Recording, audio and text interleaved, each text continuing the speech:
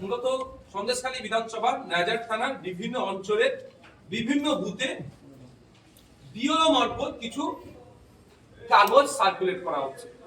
সেখানে দেখানো হচ্ছে কোন জায়গায় নাম লিখে তার পার্ট নাম্বার, সিরিয়াল নাম্বার, তার নাম, এপিক নাম্বার এবং তার সাথে সাথে নট ইন্ডিয়ান সিটিজেন লেখা দিচ্ছে, কোন জায়গায় ডেথও লেখা দেওয়া হচ্ছে। এইভাবে করা হচ্ছে। এখানকার মানুষ আতঙ্কিত। আমরা সিও স্যারের কাছে এসেছিলাম। সিও স্যারকে তিনটে আমরা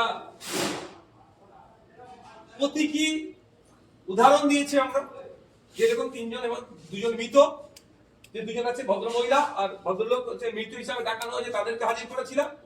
আর যাকে ভারতীয় নাগরিক বলা হচ্ছে না তাকে হাজির করেছে। নির্বাচন আমাদের সিও স্যার তো অবাক হয়ে গেল যে এই ধরনের নির্দেশনা এখান থেকে দেওয়া হয়নি। এটাও বলে দিলে বুথ স্তরে কেউ এই ধরনের এটাকে একটা ভুল বার্তা ছড়ানোর জন্য এগুলো করা হচ্ছে। আমরা আবার তার প্রতি উত্তরে আমরা তাদেরকে বললাম, যারা এই কাজ করছে তাদের বিরুদ্ধে ব্যবস্থা গ্রহণ করতে হবে। অন্যথায় আদেশ দিচ্ছেন যে এগুলোকে খুঁজে বার করা হোক কোথায় এইগুলো কি হচ্ছে এবং তাদের বিরুদ্ধে ব্যবস্থা গ্রহণ করবে। এবং আমরাও বলেছি সহযোগিতার জন্য কোন বুথ, কোন বিএলও, কোন এআরও তাদের পার্টিকুলারস আমরা নোট করে আমরা সিও স্যারের কাছে পাঠাবো।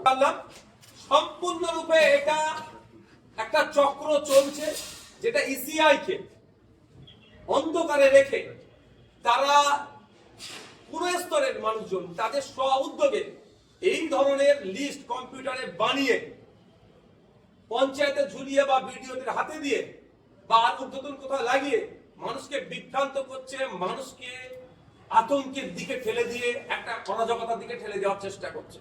আমি এটাও রিকোয়েস্ট করেছি, স্যার আপনারা নিশ্চিন্তে থাকুন, এ কথা বলেছে।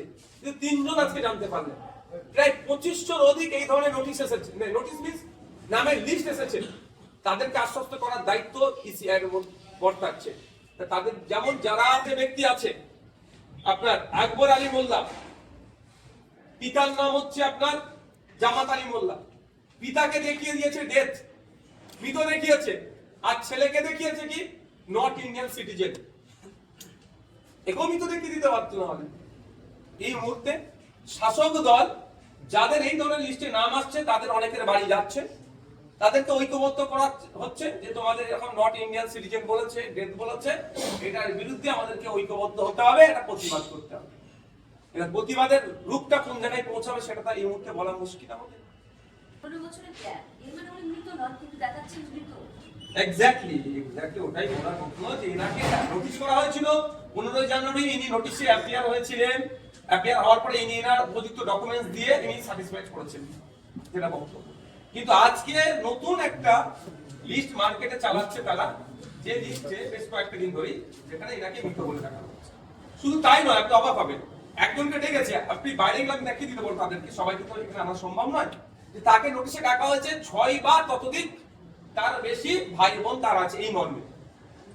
9 তারিখে ডাকা হয়েছিল সম্ভবত, সে তার গিয়ে তার প্রমাণপত্র দিয়ে এসেছে যে আমি আমার পিতার পুত্র, আমি সম্পর্কে প্রমাণ দেখিয়েছি।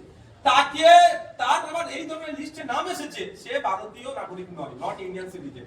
মানে কারণে ডাকা হয়েছিল 6 বা তার বেশি ভাই বোন, সে টোটাল কারণ উড়িয়ে দিয়ে এই কারণে ডাকা হচ্ছে। এই যে ডাকা হচ্ছে বা এই যে লিস্ট পাবলিশ হচ্ছে, এর সাথে সিও স্যার বলছেন কোনো সম্পর্ক নাই। আর